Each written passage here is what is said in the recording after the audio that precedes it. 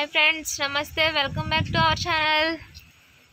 ఈరోజు మనం మన గార్డెన్లోని మొక్కలన్నీ చూసేద్దాం. అది పపాయ ట్రీ చూసారా? పపాయాస్ అన్నీ అయిపోయినాయి కూడా. చాలా టేస్టీగా ఉంటాయండి, స్వీట్గా కూడా ఉంటాయి. అలాగే ఇది పాల సపోటా చెట్టు, చాలా పెద్దది. జస్ట్ చూడండి, దీని మొదలు ఈ విధంగా ఉంది, కానీ చాలా పెద్ద వృక్షం లాగానే అయిపోయింది. చెట్టు నిండా సపోటా పళ్ళే. ఇది సంవత్సరం అంతా కాస్తుంది. దీన్ని ప్లాస్టిక్ సపోటా అని కూడా అంటారు, ఎందుకంటే రెగ్యులర్గా కాస్తుందని ఆ విధంగా పిలుస్తారు. మనం దీన్ని ఈ విధంగా అయిపోయిన తర్వాత, పక్వానికి వచ్చిన తర్వాత మనం కట్ చేసుకొని ముగ్గు పెట్టుకోవాలి. అప్పుడు మనకి తినడానికి పనికొస్తాయి అన్నమాట. చూడండి ఎంత బాగున్నాయో. ఇవి కోసేయచ్చు, యాక్చువల్లీ హార్వెస్ట్ చేసేద్దాం. చూడండి, మనకి ఈ విధంగా పాలు అనేవి వస్తాయి, చాలా టేస్టీగా ఉంటాయి అన్నమాట.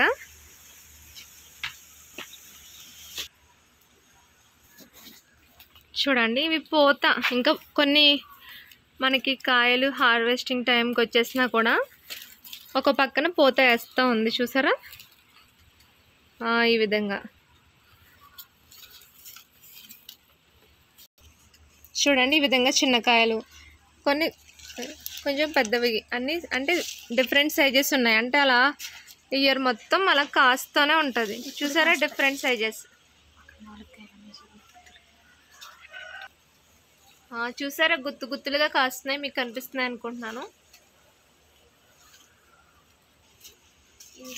చూడండి ఫ్రెండ్స్, ఇక్కడ చూడండి ఎన్ని గుత్తులు గుత్తులుగా ఉన్నాయో కాయలు. Wow, so beautiful. Brown colour, green colour.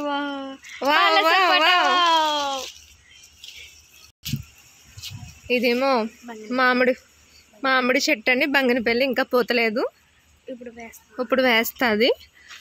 ఇది చూసినట్లయితే కరివేపాకు మొక్క. చూడండి, మన ఇంట్లోనే జస్ట్ కూర అలా వండుకునేటప్పుడు ఇలా కట్ చేసుకొని వేసుకుంటే భలే ఉంటుంది కదా. చూడండి, చాలా పెద్ద చెట్టు. ఇది చాలా ఇయర్స్ నుంచి ఉంటుంది.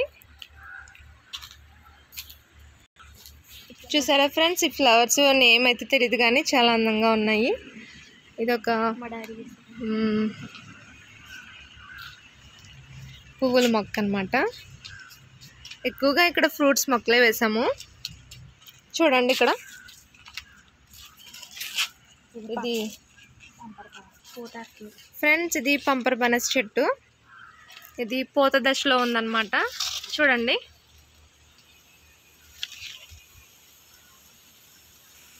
అక్కడ మనకి పూత వేసి ఆల్రెడీ చిన్న కాయ కూడా కాస్తుంది ఫ్రెండ్స్, కానీ మీకు వీడియోలో కనిపించట్లేదు అనుకుంటున్నాను. మనకి కనిపించే పై బ్రాంచ్లో అక్కడ కనిపిస్తుంది అనమాట. రియల్గా అయితే పంపర్ బనాస్కాయ ఆకులు కూడా కొంచెం నిమ్మ జాతికి చెందింది. ఇది కూడా అయితే ఆకులు కొంచెం పెద్దవిగా ఉంటాయి, దానివల్ల మనం ఐడెంటిఫై చేయొచ్చు. ఓకే ఫ్రెండ్స్, ఇది చెర్రీ ప్లాంట్. రెడ్ కలర్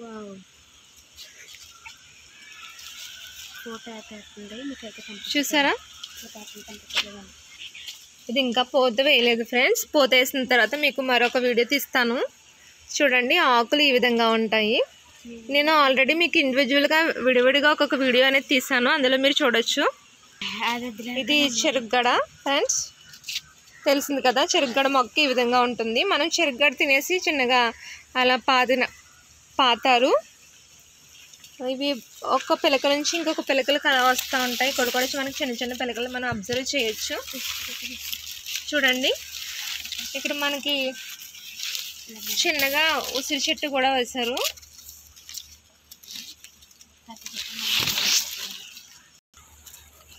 ఇది నిమ్మ చెట్టు ఫ్రెండ్స్.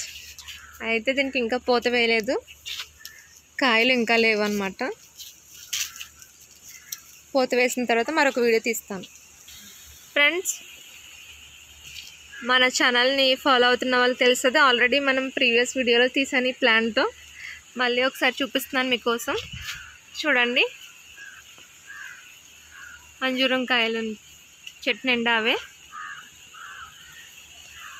మీకోసం దగ్గరగా పెట్టి చూపిస్తాను.